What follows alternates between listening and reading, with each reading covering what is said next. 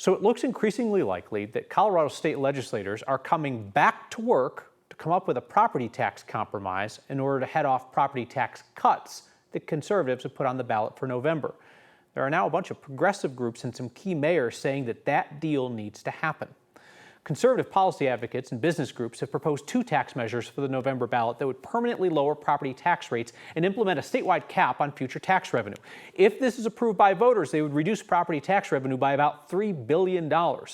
State legislators say that would require the state to spend more than $2 billion a year to mitigate the impacts to schools and local governments. Legislators passed a bipartisan bill this year trying to keep that from happening. They offered about $1 billion in property tax cuts and backfilling lost revenues to schools and local governments.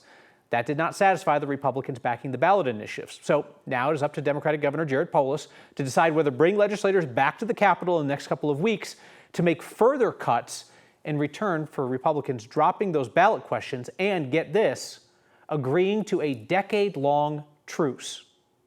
And the potential changes to 233 are done in that context, that those ballot initiatives would not proceed.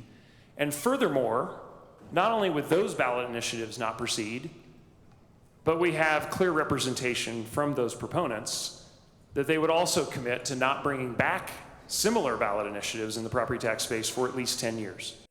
Today, dozens of progressive groups as well as healthcare and education industry organizations joined the calls for the special session. The mayors of Denver, Aurora, and Colorado Springs wrote a joint letter saying that they back a deal to avoid the potential passage of those initiatives. They say that they would, quote unquote, drastically defund schools and public safety.